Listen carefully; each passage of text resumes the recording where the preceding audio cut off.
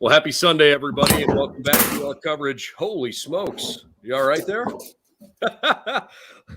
How about we restart? Because right off the bat, Brett's throwing things. You know, that's kind of funny that that's how this whole thing begins, because isn't that exactly what it feels like?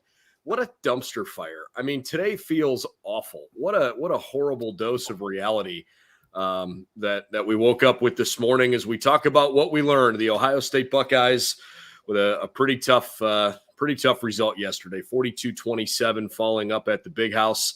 First time losing to Michigan in a very, very long time. We've got lots of things to break down. We'll try not to break our equipment in the meantime.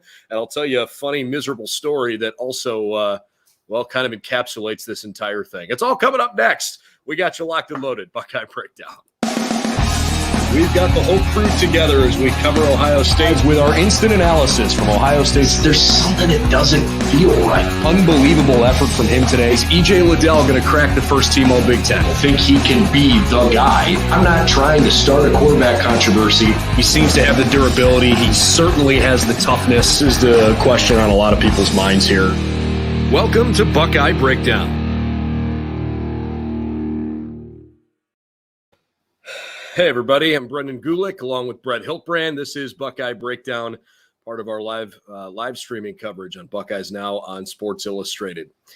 And, man, I'll tell you what, this was not really what we had envisioned for Sunday after the Michigan game, thinking that the Big Ten championship game is this coming week. And with the role that Ohio State was on, I don't want to say that I was really looking past Michigan, but I still today feel like Ohio State is a more talented team than Michigan is.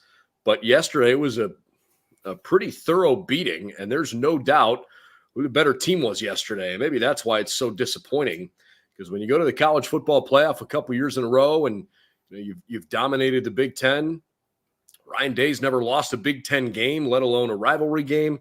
I just don't think anybody really expected this to happen. So pretty tough, and we got lots to talk about. Brett, I don't want to ask you how you enjoyed the game yesterday, but how'd you take it all in? You know, I was really taken aback at multiple points, especially early in the game, with the kind of lack of juice that we saw from Ohio State. And I don't know if it was kind of the nature of the conditions or what, man. I don't know. But it felt like that this was like a regular Big Ten game in some ways to Ohio State as far as energy was concerned. Coming out flat is probably putting it nicely. And when you couple that with Michigan probably playing the most complete performance that they have all season long, and you had basically a disaster waiting to happen. Bryson Shaw doesn't come away with an interception, and this game it's over at halftime in many ways. It almost felt like it was shocking, quite frankly, given the level of hype and expectation that we've seen from Ohio State when it comes to focus on what Michigan what the game against Michigan means. And it was really perplexing, I think, as to why there was no juice. And it's something that I think we're gonna wonder about for a long time, because you have to wonder a little bit about the approach coming into that game, because that Ohio State team was about as flat as you could possibly be. And then once they got off schedule, there was no way they were coming back, given what Michigan was able to do on offense. Lots to dive into, but I won't bury the lead any longer. You know what's worse than having to go to Michigan once? Having to go to Michigan twice in as many days, because this guy left his backpack in Ann Arbor. So after getting home, I live in Cleveland. After getting home at 1:20 in the morning and unpacking the car, grabbing the camera equipment, your jackets, your hats, your gloves. I mean, it was like 5 inches of snow yesterday in Ann Arbor, and unpacking the car and realizing you've got to be freaking kidding me. I don't have my backpack. Now, thankfully, I didn't leave it in the big house. I have a friend that lives nearby. I parked there instead of, paying $60 to park. So I was going to say paying $100 to park. Yeah. So, I hoofed it up there in the morning, and then, he actually came and picked me up after the game because I didn't want to carry a 35-pound case a mile back to his place in driving snow and 5 inches of snow that had already fallen. So, yeah, I like most everybody else was pretty disappointed with the way everything went yesterday.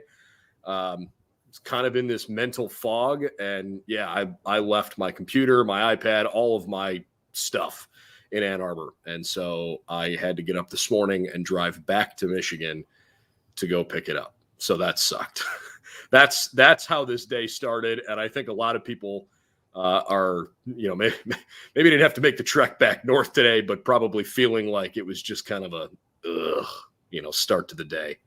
And that's kind of how I feel about Ohio State's defense. You talk about the lack of juice. To me, I don't know if it was necessarily, I don't know if I would say it was a lack of juice. I thought Ohio State played with some emotion.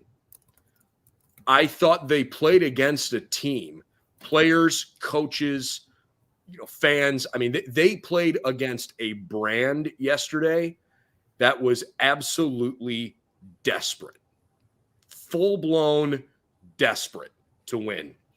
And I think Ohio State really, really wanted to win, but I don't think they necessarily felt that ambition the way Michigan did, because they haven't won since 2011, and they're sick and tired of hearing about losing to Ohio State.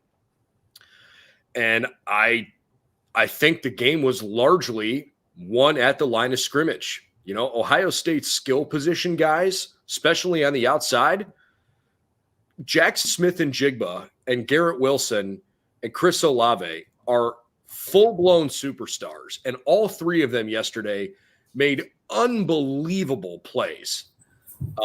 CJ Stroud is not the reason the Buckeyes lost this game. Now, I don't know if he's going to win the Heisman. He's certainly still in the conversation. It would have helped, I think, had he won yesterday. But, 34 of 49 for 394 yards, 2 touchdowns, and 0 interceptions. He also ran in a touchdown that was negated by a holding call. Stroud was not the reason the Buckeyes lost yesterday. And I'm not even that concerned with Ohio State essentially abandoning the run because they were chasing the game and needed to go through the air. Like, the balance isn't there. That's not great, but that didn't bother me as much as the defense did. Ohio State's defense after week 2 is number 5 in the country in several statistical categories. They were among the best scoring defenses in the country. They're the number 2 rush defense in the country after week 2. And they gave up almost 300 yards and 6 touchdowns on the ground yesterday. Like, what the heck happened? Michigan was so much more physical at the line of attack. It was disheartening, man. It was really, really frustrating. I'm really eager to see what Tommy says when he breaks down the film. Hopefully you're able to do that a little bit later this week. Because my first impression watching, and I haven't watched anything back a second time, and but my first impression as it was happening live was really poor job of gap contain and run fits for linebackers. All right. So what does that mean exactly? Right. That's a football term. Okay. Essentially what we're talking about here is linebacker gap assignments. Okay.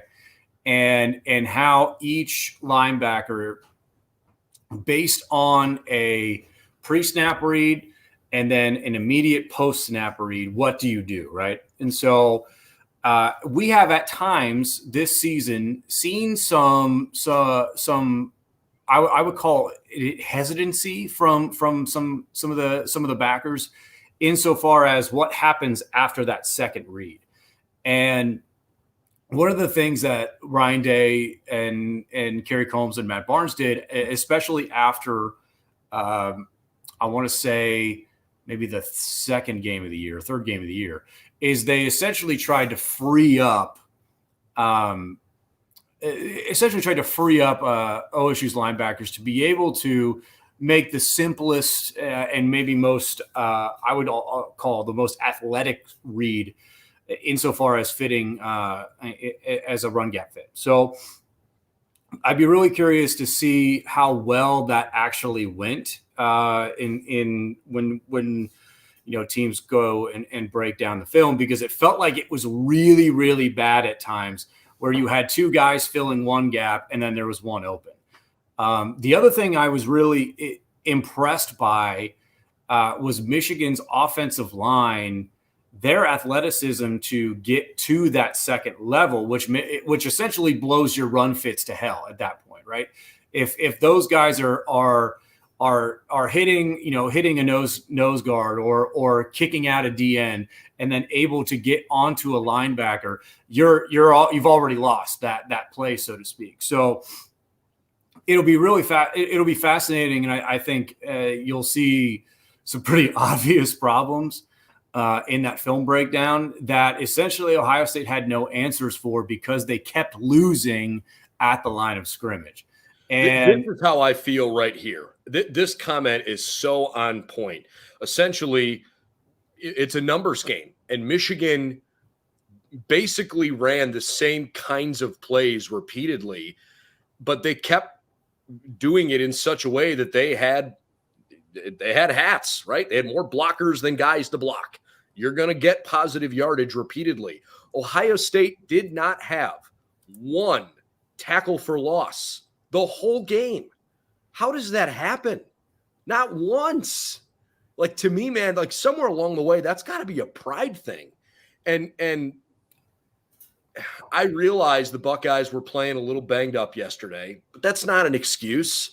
It's November 27th, man. No team in America is 100% healthy. No. Cody Simon and Steele Chambers have probably emerged as Ohio State's best two linebackers this year in a group that obviously has been under the magnifying glass a little bit. And I've sung Steele Chambers' praises a lot. Tommy Eichenberg didn't see the field a whole lot yesterday. The defensive backs, if not for Bryson Shaw's interception, I mean, you're kind of looking for any positive plays. It all around from start to finish, man. It was Michigan completely and totally imposing their will on the Buckeyes. And sometimes it was for gains of 2 or 3. Most of the time, I mean, they averaged 8 yards per play. 8 yards per play. And they ran 18 fewer plays than Ohio State did. And they had more yardage and obviously beat the Buckeyes by 2 touchdowns. They didn't have a single third down in the second half. Not one. 4 touchdown drives without a third down. Are you kidding me? Man. I mean, one of the in my mind, the biggest difference that we've seen between these two programs in this game specifically is what happens at quarterback when essentially teams are off schedule, right? And on offense. And flat out, we've seen Michigan quarterbacks lose this game repeatedly over the last decade. Yeah. And I've been of the opinion that that's on Jim Harbaugh, not necessarily recruiting that position very well, but also not really being able to, put that player, whoever it might be, in a position to be consistently successful against tier 1 talent and say like 3rd and 5. The fact that Ohio State was basically incapable of getting Michigan to like a third down play speaks a lot to the success that Harbaugh and that offensive line was having on first down. And so one of the things that I think about the idea of like hat on a hat, right? The comment I think I saw was like, it's easy for 8 to block 6. Yeah. And that's true to a point. But it's also about what essentially Jim Harbaugh's offense is doing, which is putting multiple people in the backfield in a look schematically that you don't see at any other point, unless you're playing like Navy or something. It's not triple option. It's not wishbone, but they're putting tight ends, with a hand in the ground, a yard or two behind the line, and where that guy can go can sometimes dictate point of attack. If a guard is pulling, the Michigan had that touchdown where, pre-snap, I'm like, near side of the field, they literally had two extra guys near side of the field. And what they did is they brought that tight end down, they pulled a guard, and then they basically closed that edge off. And whoever the Michigan player was ran in basically untouched for a touchdown at that point. And Ohio State wasn't lined up correctly. Like we're talking about things that, are really simple in my mind that they really just did not do very well. And I think part of that is just simply because this is a Michigan offense that you don't really see a whole lot. All that being said, if you take first down into second, first and 10 into second and 10, that changes things. And that never happened really at any point in this game. And that's a credit to Jim Harbaugh and that Michigan offensive line, because they absolutely dominated. I am of the belief that, knowing how seriously Ohio State takes this game and this rivalry, there's all this hype, right? I mean, they talk a lot about, we live this every day. We play this game every single day in our minds as we get ready for the chance to play it once a year. That really is real. It's not just hyperbole. Like in the facility, this matters more than anything else. It matters to them, frankly, more than winning a national title. They want this game. So I know this hurts. I think there is a small part of having such a young team that is young in the rivalry. Like, think of a lot of the players that were on the field that had either not played in or certainly not featured prominently in or started in this game before. Most of the offense fell under that category. Thayer Munford's the only offensive lineman that had started against Michigan a couple years ago. And Chris Olave obviously has had a good run, and Garrett Wilson has had one good year prior to this against Michigan. But the other guys haven't really featured. Like even Jeremy Ruckert, he was on the team. He didn't have any monster games a couple years ago. Most of the offense hadn't had that opportunity yet. On the defensive side of the ball, it's a similar story.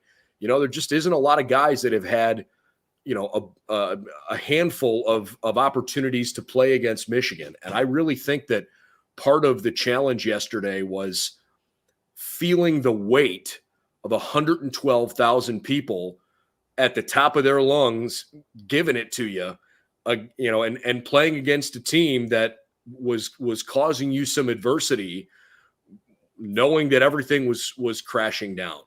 I said this in our post-game show last night. I desperately want to win this game every year. I never want to lose this game, but I almost feel like sometimes the disconnect, and I've seen a few comments to this, to this degree. I almost feel like when you get a little too disconnected from the last time you lose a game, you forget how hungry you are as a program. And not that the Buckeyes weren't taking this lightly. They weren't. But that's part of college football. You get rosters that have attrition regularly. And maybe this will be better for Ohio State in the long term for some of the freshmen and sophomores to say, hey, we've had a really good season. We've had an offense that's achieved at a ridiculously high level. The defense came a long way from where they were early on, and they fought back from an early season loss to get into college football playoff contention. And then it came crashing down. And how hard that must feel, especially on a day like today, knowing that there's no trip to Indianapolis. There's I think, an exceptionally small possibility that Ohio State goes to the college football playoff. I don't think it's a reality, but we'll wait till Tuesday to find out. And you're going to get a bowl game, probably New Year's Day, probably the Rose Bowl or Fiesta Bowl. And, who knows who you're going to play, but hopefully it'll be a good team that you feel like you can build something against. But everything you do now moving forward needs to be refocused on, okay, channel that feeling of this sucks and how much this hurts and figure out a way that, to not let it happen next year. I think all that's fair. I think in many ways, what you're talking about is what Michigan did this year. And I think you heard it when Aiden Hutchinson spoke, who's the Michigan defensive end, spoke after the game when he said, you essentially talked about the preparation for this game. And he was one of the first guys I've ever heard from Michigan talk about it in the same kind of 365 24/7, 365 way that we've heard Urban Meyer, and company talk about it for the better part of 5 years, 6 years or whatever.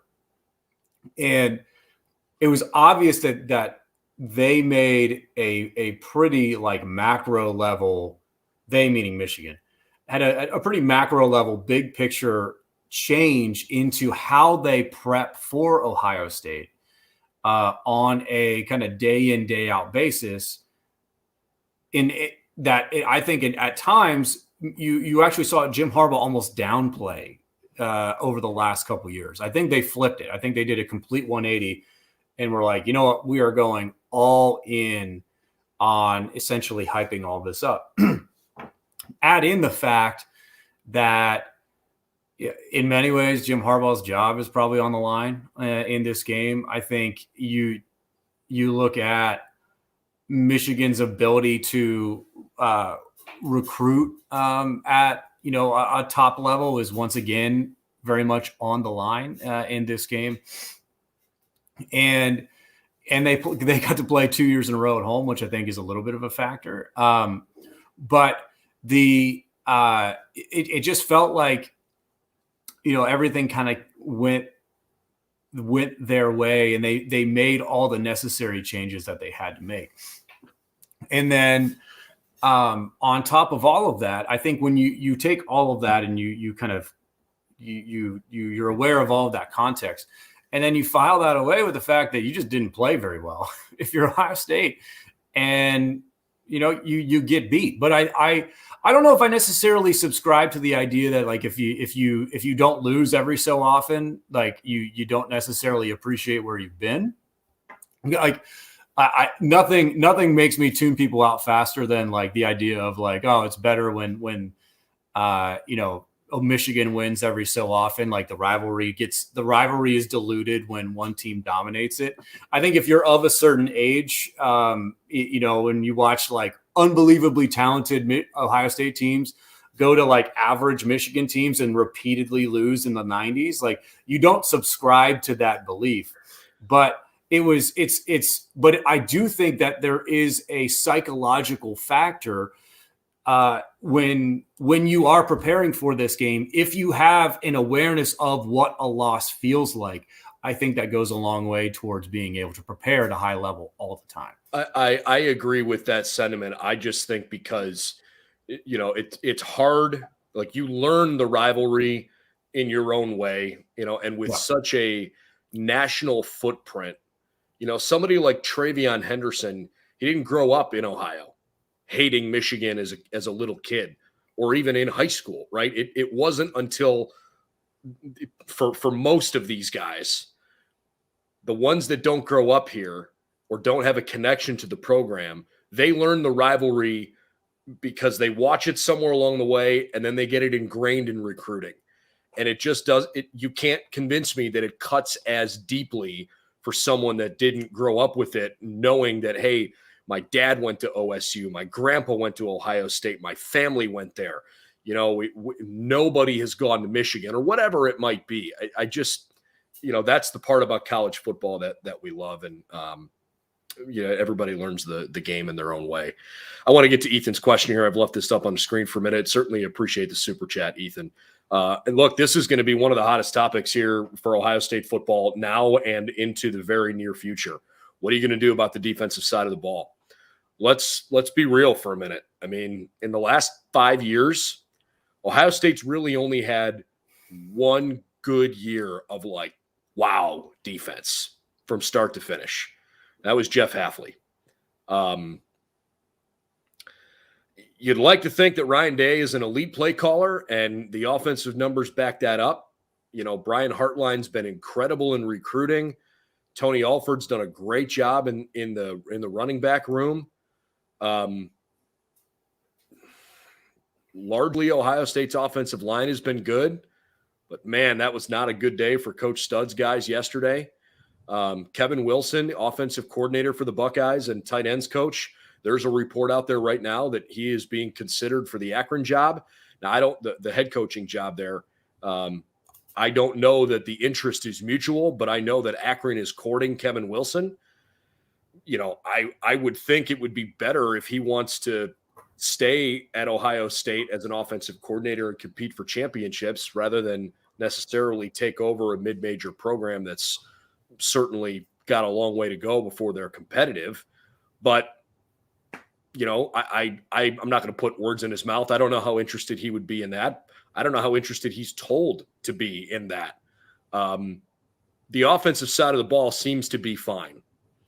But on the defensive side, I personally think Larry Johnson's job security is at a pretty high level. He's pretty much at the end of his career. He's not going to be coaching for terribly much longer. And while yesterday was a bad day for the defensive line, nobody's getting rid of Larry Johnson, Ryan Day included. I'm not really ready to call for the jobs of anybody. I'm not sitting here pounding the table saying, hey, fire this guy, fire that guy. I don't, that's not cool. And I don't think it's ever that cut and dry, but whatever the case is, the results in the two biggest games Ohio State played this season, Oregon and Michigan, your big non-conference game and your rivalry game, the defensive results in both games stunk. And last year in the postseason, your offense played at a ridiculous level and beat Clemson because Justin Fields probably played the best individual game that any Ohio State Buckeye has ever played. And they beat up Clemson badly. But the Alabama game was brutal defensively. And frankly, even the first game of the year against Minnesota, not a great defensive showing. I think there were a lot of reasons for that. But something's got to give. And in college football, man, you recruit who you recruit. There's a lot of highly recruited, very talented guys on that side of the football. You're not changing your roster. Certainly not drastically. I don't believe that's going to be the case. So that means you either got to change your scheme, you got to change how it's being coached, or you got to change the guys that are coaching it. And I think the Buckeyes already went through a scheme change this year. So maybe that's where I leave it on that part for now. In terms of who, I'm pretty open-minded. I'm not sure I really have someone specifically in mind at the moment, to be honest with you. Those are two names, Chris Ash and Jim Knowles, that I do kind of like. But Chris is never leaving Jacksonville. As long as Urban's there, he's never leaving. Yeah. 0% chance that happens. Okay. I shouldn't say zero. Less than 5%. I need to sit down and kind of think that through.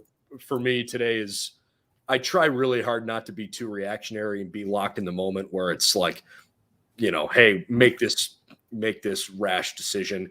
But without a doubt, something's got to change. Yeah, I agree. I think hindsight being what it is,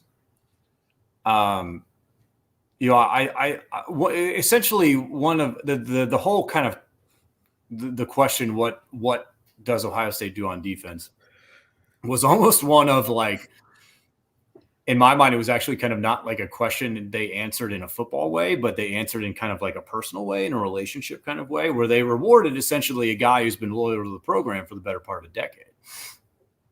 And whether or not you agree with, Kerry Combs, football bona fides and essentially like the coaching, the schematic coaching chops you need to go from, say, position coach to coordinator. whether or not you agree with, essentially what all that means, Kerry Combs got the job because Kerry Combs has been there for an extended period of time. I think for me, on a personal level, I would have maybe preferred Ohio State essentially writing Marcus Freeman a blank check and bringing him back to Columbus rather than letting him go to Notre Dame. That would have been my personal decision. Just because I kind of liked what he was doing at Cincinnati under Luke Fickell a little bit more. That's just kind of that's like a football thing for me on a schematic level. And what I thought that would look like with like 4 and 5 star guys instead of 3-star guys at Cincinnati. And that's not me dogging on UC at all. Sure. That's just kind of the nature of the recruiting. But that being said, I think Ohio State has more of an identity question that needs answered. And I don't know if it's answered in part by a person in so much as it's answered with mindset. And I saw a comment, and I'm forgive me, I didn't see the person's name, but it said something along the lines of "bring back the silver bullets." And I think that's the sentiment in my mind that Ryan Day and that side of the ball, that coaching staff, kind of needs to maybe embrace a little bit more. That this defensive tradition that literally has its own nickname is something that I think maybe needs to be emphasized a little bit more. We've seen Ryan churn out all these tier 1 quarterbacks in his time at Ohio State. The offense has been unbelievable. And then Larry Johnson on the other side has been, churning out these first round picks on the defensive line. And then outside of that, like everyone else is kind of like, all these guys are really good, but they're not necessarily, jumping off the film at you, both on an individual basis and then a collective basis. So I think maybe embracing the mantra and maybe the aura of the silver bullets as an emphasis or a re-emphasis is something that I think Ryan Day and Ohio State should maybe look into a little bit more. Yeah, I agree with that. I would use the word culture is just to, make that more of a part of your culture. I mean, I know they embrace that, but it clearly needs to be re-emphasized because it's just not good enough. And they got run over. They got run over in the biggest game of the year. I mean, flat out. Right? But and that shouldn't happen. I guess the thing I keep thinking about in this, day after Armageddon, I think about Bryson Shaw yesterday. And Bryson Shaw has not been a Buckeye fan favorite this year. He's had a tough year. I give him a lot of credit for toward the end of the season, he basically visited with the media post-game twice in the last couple of weeks. And, I'm sure some of the kids have the ability to say, yeah, I'm happy to talk today, or no, I really don't want to. But, the athletic communications folks are sort of the go-between. And so, when Bryson Shaw was brought to the podium a couple weeks ago, it caught me a little bit by surprise. After the Purdue game, but I was not surprised to see him speak yesterday because he easily had the biggest defensive play of the game yesterday. And yet, this was not supposed to be a season that featured Bryson Shaw particularly closely. That was Josh Proctor's spot, and he obviously suffered a season-ending injury pretty early on, and that sucks. It's part of football. But the pain in Bryson's eyes yesterday, pretty apparent. He said 3 words that stood out to me more than anything else. And he was kind of, he didn't mean it like he was trying to hammer home a point. Like he was pounding the table a couple of times when he was talking and essentially said like, how upset he was. He said, this is embarrassing. And it is. It was not even close to the standard that Ohio State's defense sets for themselves. A pretty rough day, but I guess I bring that up because to me, it's not for a lack of it's some people don't have the give a crap, and that's the problem. That ain't the problem with Ohio State's defense. I don't for a moment believe that, they didn't want it bad enough. I think there were a number of things that went wrong, but it's not for a lack of caring or understanding the rivalry or not wanting to win that game badly enough. And again, just to rehash that same point, man, a lot of the guys that are on the roster now are probably going to be on the roster next year. This is what you got to work with. And you recruited these guys because you believed in them, because they're extremely good athletes from all over the country. So now as a coach, no matter what position group you're coaching or coordinating or overseeing, you got to figure out a way to work with what you got. Yeah, that sounds a little bit like, I know you don't necessarily mean it this way, but it sounds a little bit like, it's like the ceiling hits the roof, from Jordan back a couple years ago, in that, like, well, this is what we got to make it work. Like, we're talking about guys who are unbelievably talented here, and many of whom are going to make a lot of money in the NFL. Yeah.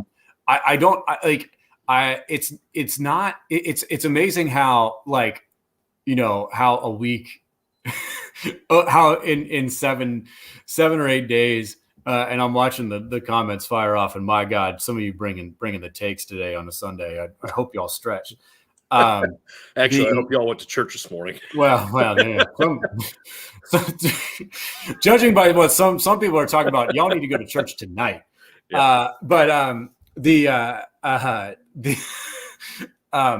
It's amazing how essentially in 8 days you can go from, stomping Michigan State and be like, oh my gosh, look at this defensive staff. They got it figured out. And then a week later, it's like, fire all of them. How come none of them should have gotten on the plane back to Columbus? And it's funny how emotional that can make people. But it's, I think it's a lot simpler of a fix personnel wise in many ways, and I think you saw that right at earlier this year, right, where whatever it was that Ohio State was doing wrong, and I think it goes back to what I was talking about earlier about that post snap read.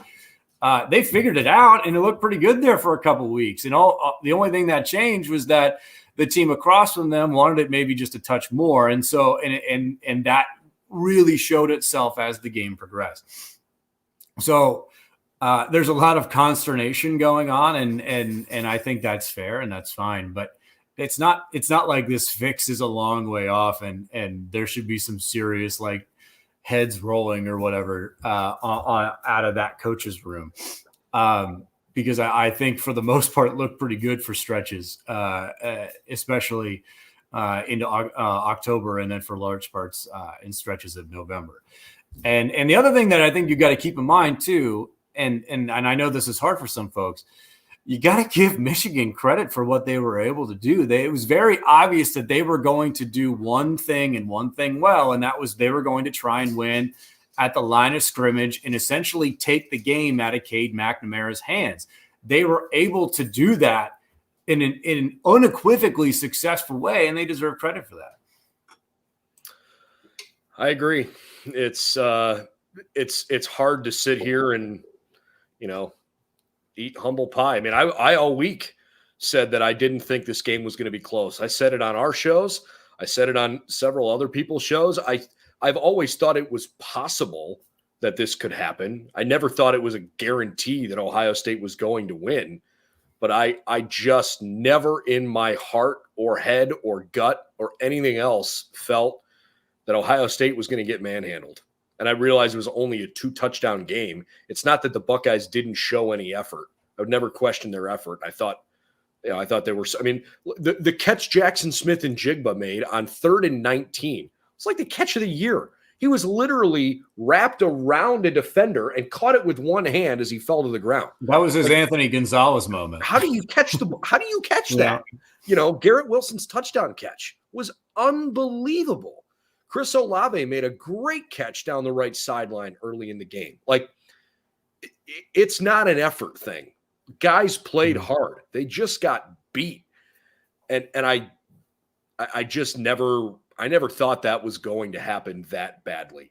It was just it was a pretty thorough whooping. And, it hurts. I mean, if you're a Buckeye, this hurts, and this is going to stink for a while. And maybe it's good that it stinks for a while. It should. I mean, like it should, right? Like that's kind of the whole point. And the other thing too, I think is Michigan did in that game what Ohio State is essentially trying to do every single game, every time that Ohio State hits the field, which is, it's coming. Stop it. Yeah.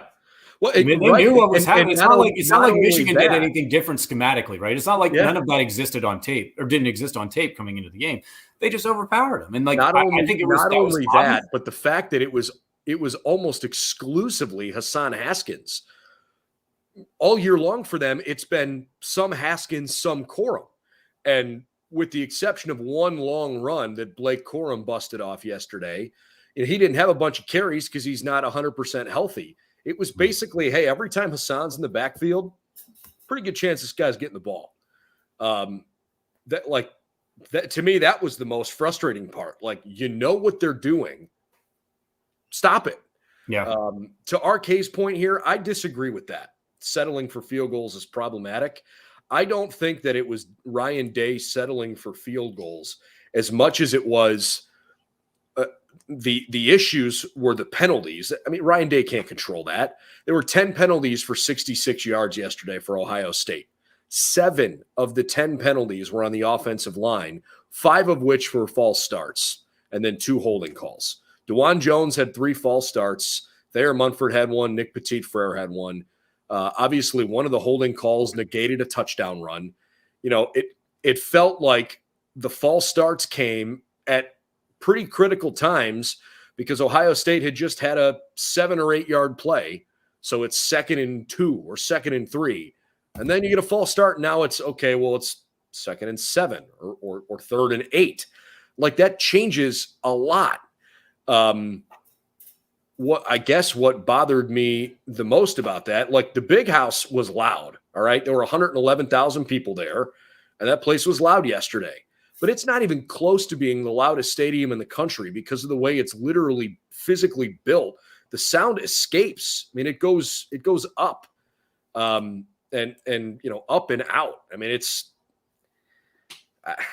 I don't know. I'm disappointed that there was some serious communication issues between the offensive line and CJ Stroud, not to mention the very first offensive snap of the game for the Buckeyes wasn't a penalty, but it might as well have been a penalty because Luke Whippler didn't know that CJ was coming up to make a protection call change and snap the ball into his belly. And if CJ doesn't fall on it, Michigan may take over 1st and goal from inside the 5. Then it's 14-0 in the blink of an eye, not just in 8-9 minutes. So yeah, I just I was more disappointed with the offensive line play for the Buckeyes yesterday, but I don't put the blame at the feet of Ryan Day in settling for field goals. I thought he did a good job of trying to put the team in a position where they were going to have chances to score. And then look, man, when you get penalties, and at some point you got to take points. This was a 1-point game at halftime. I was bummed that Ohio State was committing penalties and not scoring touchdowns, but I don't think it was, hey, Ryan Day, you shouldn't have called to kick a field goal there. That didn't bother me. Yeah, I mean, I would say that's the only time anyone complains about settling for field goals is when you don't win. Sure. Yeah, I mean, that's not a problem. I think,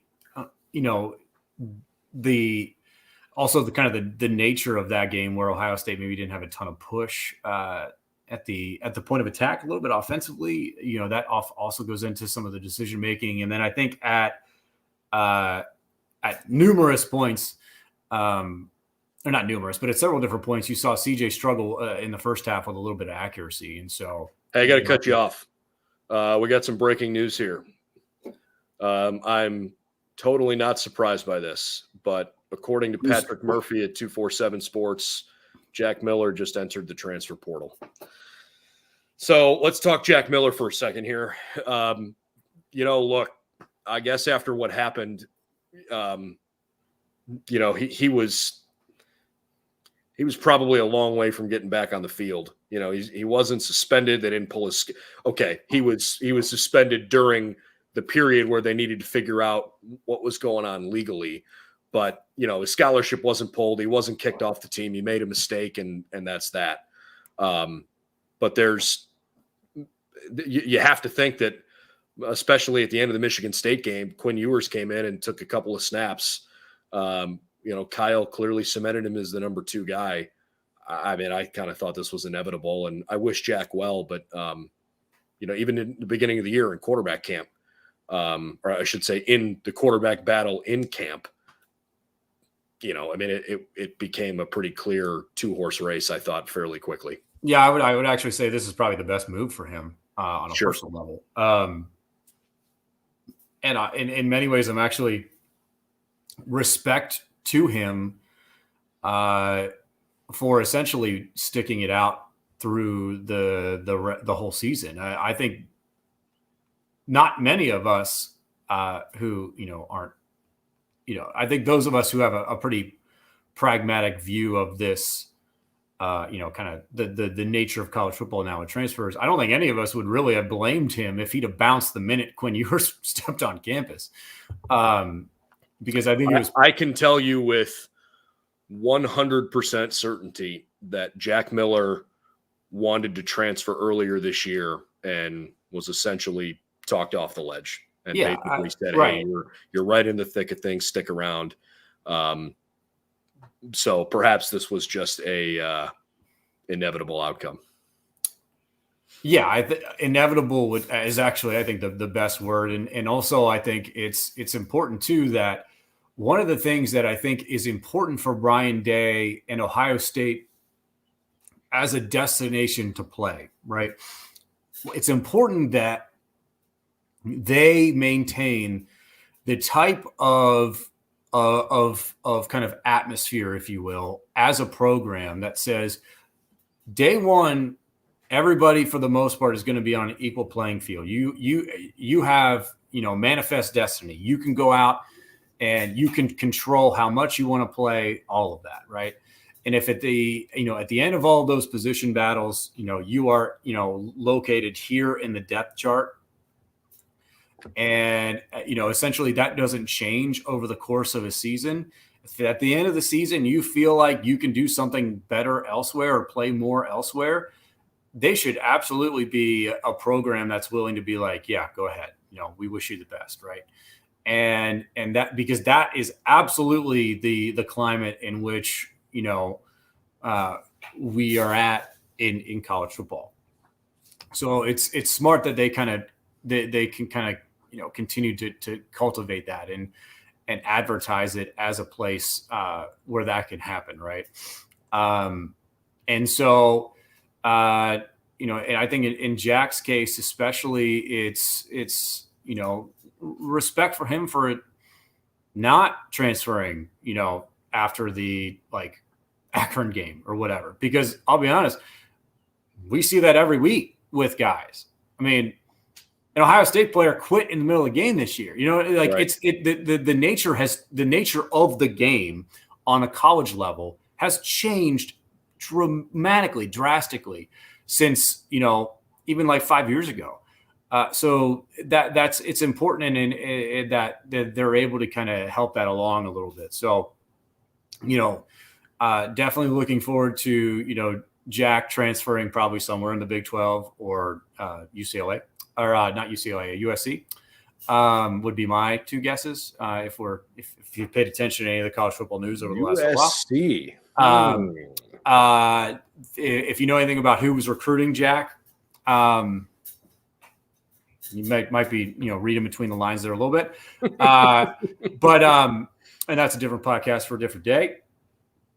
But wish him the best, and if he's lighting up, Big 12 defenses down that way or over in the Pac-12, can't wait to watch that. Good for him. Yeah. By the way, I can confirm here, it was not just reported, but actually posted on Twitter. Jack Miller himself posted posted on his Twitter account, basically thanking everybody for, for having him within the program. He said, I would like to thank everyone in Buckeye Nation for accepting me. Since the first day I thought about coming to Ohio State, I've decided to leave Ohio State and look at opportunities available to me to play the game I love. I will always love my brothers and my coaches, wish them great success, but for me, it's time to get on the field. The coaches have prepared me to face the future head on and with confidence. I will always be thankful for the time they spent with me. Thank you all. God bless. I should say thank you all, and God bless the Ohio State Buckeyes. I mean, it certainly sounds like he's leaving on good terms. This is certainly not a Kayvon Pope situation.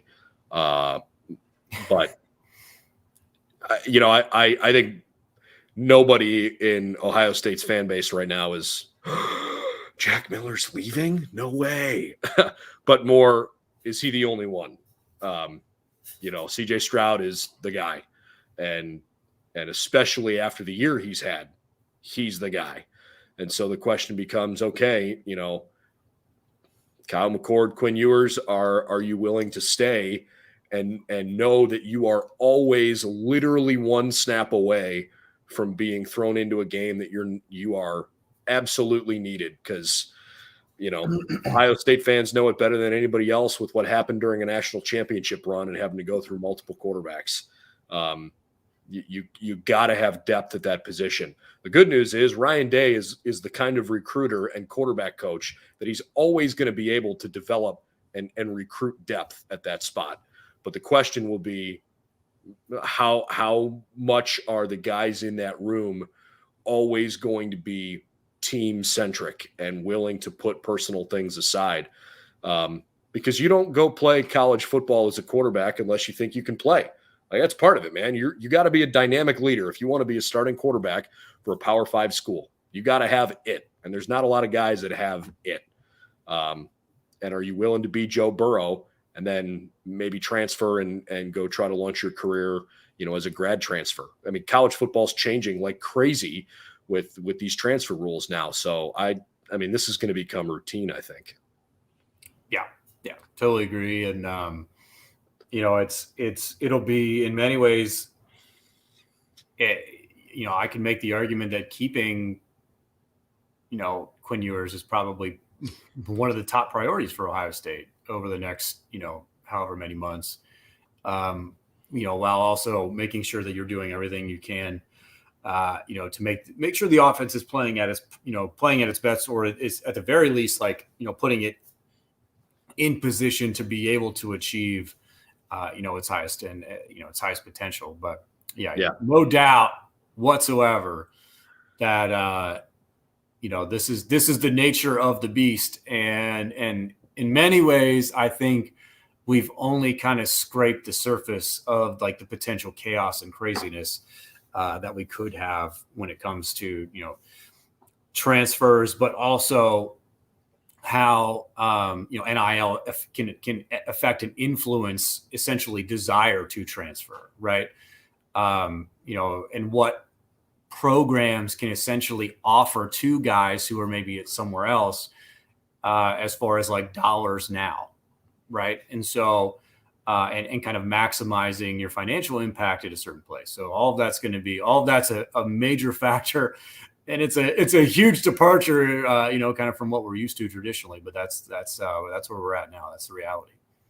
Couple things here. One, there are clearly a lot of Michigan fans in the comment section. That's totally fine. Have fun, have your day, have your moment, keep it clean. This is not a space where we're going to say awful things to each other. That's something we pride ourselves on here.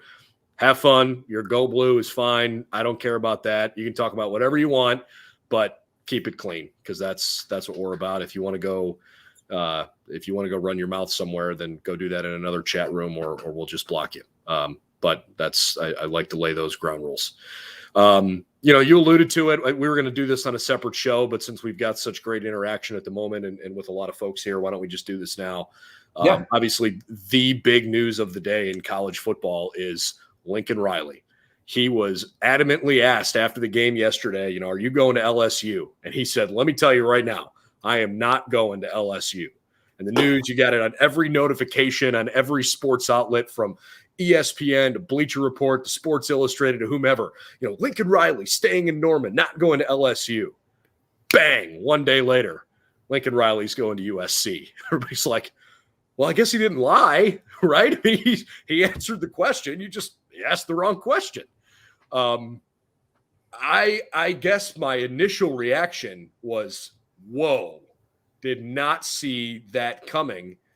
And then thought to myself, maybe this is a pretty smart move for him, because Oklahoma, I feel like they're going to have a little bit of work to do to get in the SEC to get where they have been in the Big 12.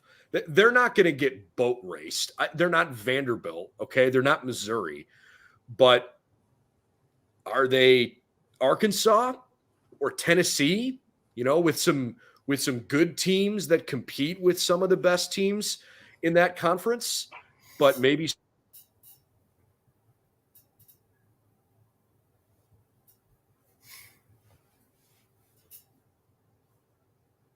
back here. There we go. We're back. I think we froze for a second, but we're back. Yeah, we're good. We're good.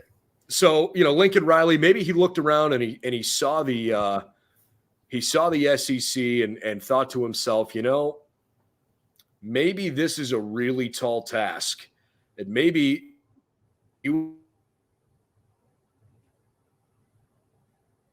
Lincoln Riley's not leaving Norman unless he has something that is so good that he'd be an idiot not to take it.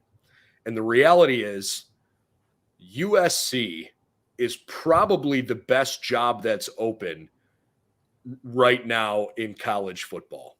Because if you get the right guy there and you've got an athletic director that's willing to give you basically what you need to get the job done, if Lincoln Riley can recruit his own backyard at a high level, they are nationally relevant pretty darn fast. Like within the next 2 years for sure. Are they national championship contenders? If he builds it the right way, you better believe it. That's not a league that has a lot of teams that are ready to go win a national title. Southern California is loaded with talent. And, I mean, look at Ohio State's roster. There's guys from the West Coast that have chosen to come to Columbus. This probably is going to impact the schools in the Midwest that have plucked guys away from the West Coast. This is certainly going to be an impact. College football today. I have a lot of opinions on this situation, because I think it's pretty obvious if you spend any time watching Oklahoma early on this season and then maybe watch them over the last couple of weeks. I think it's pretty obvious that Lincoln Riley was leaving, and where he was going was maybe TBD, if you will. But I think it's I think if we're looking at this in a kind of a pragmatic, unemotional way, the dude that had the bags and boxes packed and he was ready to bounce. I think if you're an Oklahoma booster and you're like, oh my gosh, we're going to the SEC. We thought we had our guy for the next 10 years. Who's like one of the best recruiters in the country. And now we're changing our entire away game template where, now all of a sudden we have to, now all those kids from Texas and California and especially California.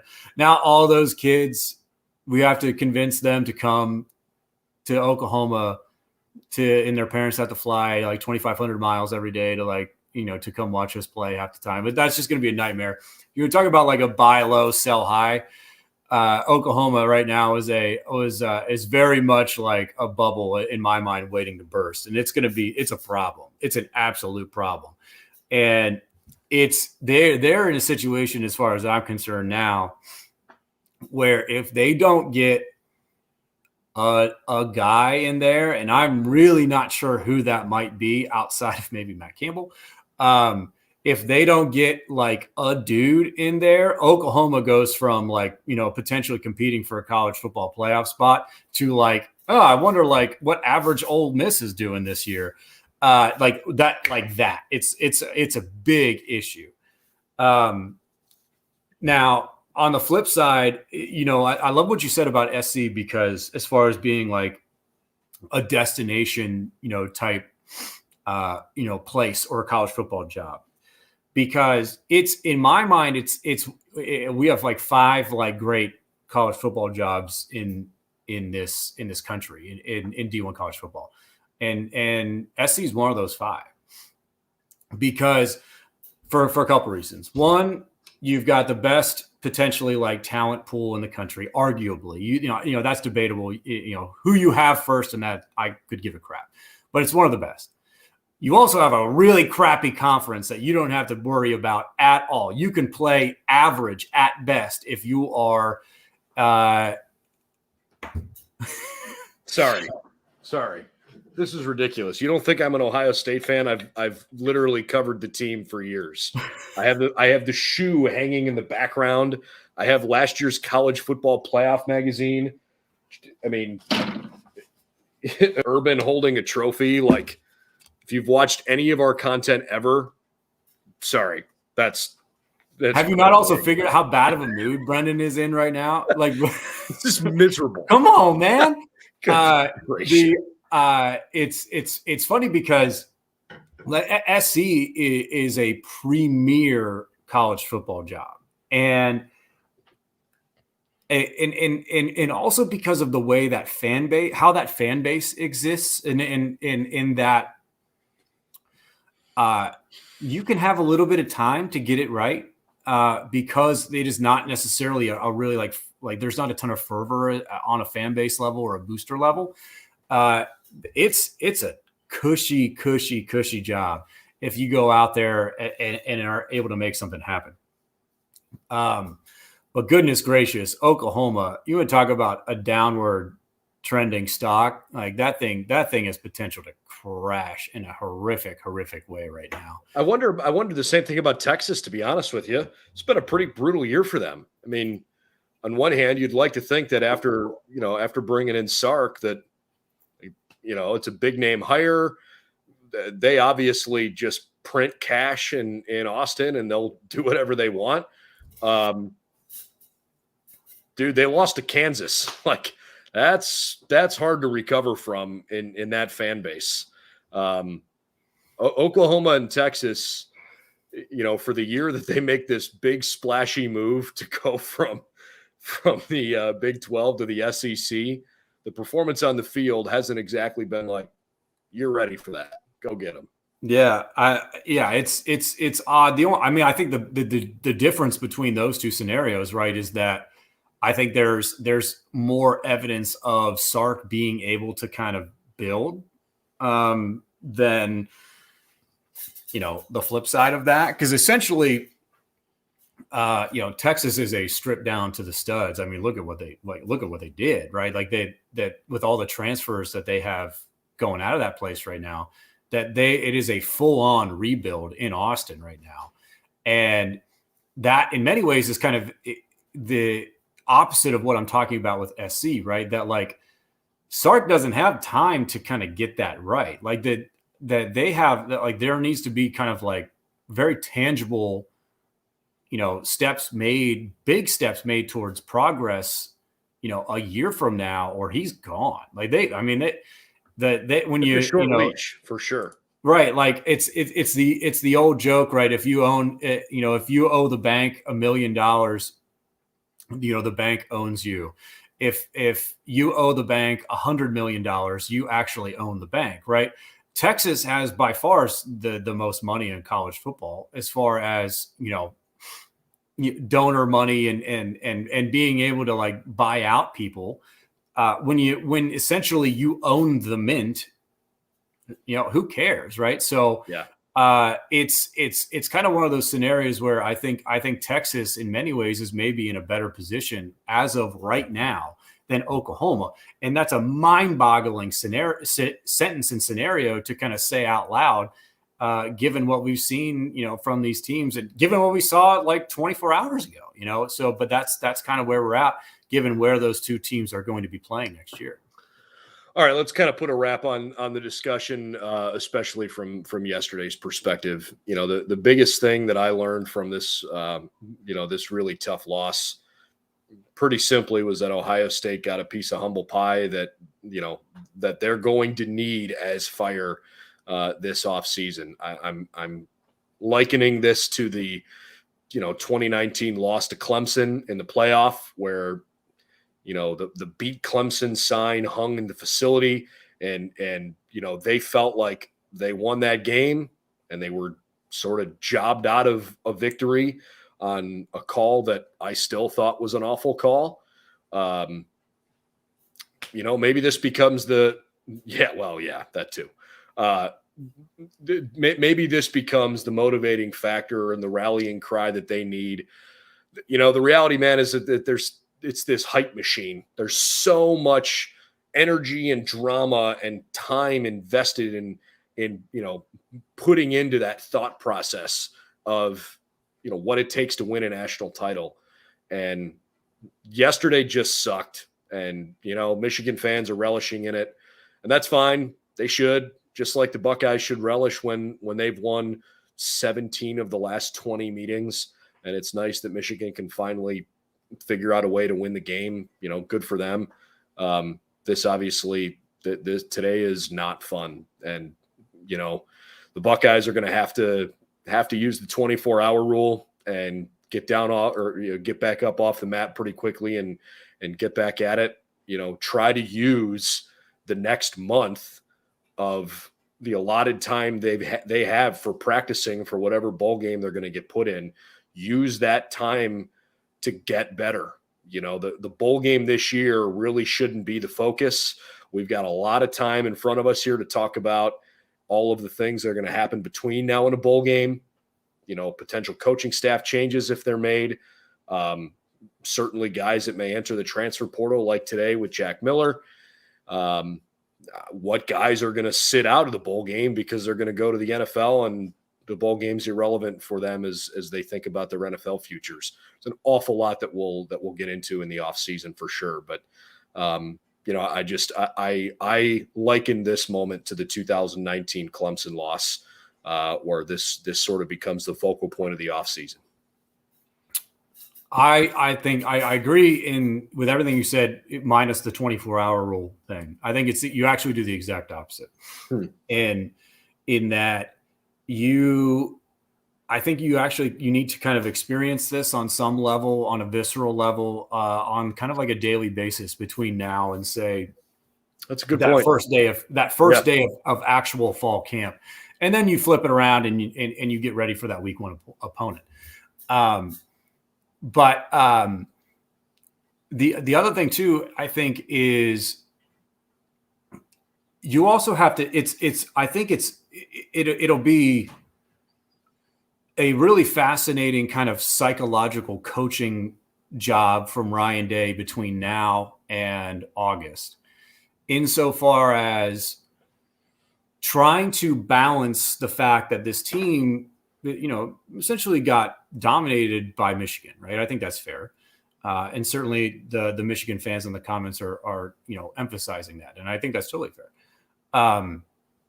You have to balance that with also the fact that you won 10 games and for the better part of this entire season look like in moments for long stretches of time as maybe not the best team in the country, but certainly one of the best, right? So you have to be able to kind of fit essentially your psychological coaching between those 2 points. And that we have some deficiencies that need to be addressed, but also we are some of the baddest mother bleepers on the planet as well. And being able to deliver on that second part on a more consistent basis is essentially the goal for this coaching staff going forward. So being able to experience the sting of that defeat on a daily basis from now, in some way, in some form or fashion, from now until essentially like August 1 is going to be really important for all of those players. And so I think a little bit of reflection is due for everybody involved. I think we're going to see a ton of opt-outs between now and Ohio State's bowl game, wherever it might be. So the team that does take the field in that bowl game might look pretty different, especially on offense. So I wonder a little bit how that'll look. So I think it's important if you're a fan who likes to look at things on a big scale, on kind of a big picture scale. You have to remember a little bit about where this team can be and where it's going to look a year from now, because that bowl game essentially means very, very little, even if it's a Rose Bowl. While you're saying that, this is the only nice comment I think a Michigan fan has made in our thread all day. I think that was genuine. And to wish the Buckeyes luck in a bowl game, that's I don't know. That caught me by surprise. Mark, that was very nice, I guess. Mark, I also don't know if it was really that close. Yeah. Buddy. I think that's super nice to say. Like, I respect and fair play. I actually don't think it was that close, quote unquote, as the scoreboard indicated. I think it was pretty obvious which team was better on that day. And minus like essentially a first half interception, like that this was a complete like spread flipper. But I think as far as like motivation is concerned, and essentially like what the goal of this team, what Ohio State football, what the goal is, right, day in and day out, right. The simple fact of the matter is that the first goal and expectation is to win a national championship. You will never win a national championship for the most part, minus some craziness, at Ohio State if you don't beat Michigan. Period, point blank. Yep. You're probably not going to get there, given the playoff, Final Four kind of aspect that we have now. And now that could maybe change a little bit if it expands. But you essentially have to kind of understand that game absolutely means more. Period, point blank. Not just because it's Michigan, but also because where the game sits in the schedule. And so maybe a re-emphasis of, in a way that, Urban Meyer really did a good job in his time at Ohio State, and maybe trying to emulate that a little bit more, I think, is in order for the Buckeyes. All right. Well, maybe that puts a good wrap on this afternoon's discussion. Go back and watch some NFL football. And if you're a Browns fan like I am, let's hope that two Harbaughs don't ruin my weekend within a matter of about 36 hours. Browns and Ravens are on Sunday Night Football tonight. That's an entirely different discussion for sure. Had some breaking news during the middle of this. If you missed it, or if you're just joining in, Jack Miller has entered the transfer portal. He's the first Ohio State player after yesterday's game that we know about that has entered the transfer portal. He put that on his Twitter during the middle of our live stream, so you can check out more information on that, BuckeyesNow.com. Would certainly appreciate it if you follow us on our social media channels, Buckeyes Now on SI, Facebook, Twitter, and Instagram. Please subscribe to our YouTube channel. I know there's a lot of Michigan fans in the chat at the moment, but especially for those that want to see our content regularly, we'd love to have you. We love interacting with people. It's certainly willing to interact with folks that have different opinions than we do. I'm not afraid to have a good conversation and listen to someone else's viewpoint. Brett and I don't agree on everything. That's for darn sure. And looking forward to hearing what Andrew and Tommy and a couple other guys have to say throughout the course of this upcoming week. Ohio State loses to Michigan 42-27, and the regular season is over. Ohio State will find out, I guess, 1 week from today where they sit in the final college football playoff standings, and then it'll be time to figure out which bowl game they're going to. If I have to take a guess, I think Ohio State's heading west, either to the Fiesta Bowl or the Rose Bowl, depending on how the Big Ten championship game unfolds. But for Brett Hiltbrand, I'm Brendan Gulick. Thanks again for joining us tonight. Hope you have a good rest of the weekend, and we'll talk to you again real soon. Buckeyes Now on Sports Illustrated, part of the Buckeye Breakdown podcast. We've got the whole crew together as we cover Ohio State with our instant analysis from Ohio State. There's something that doesn't feel right. Unbelievable effort from him today. Is E.J. Liddell going to crack the first team All-Big Ten? I think he can be the guy. I'm not trying to start a quarterback controversy. He seems to have the durability. He certainly has the toughness. This is the question on a lot of people's minds here. Welcome to Buckeye Breakdown.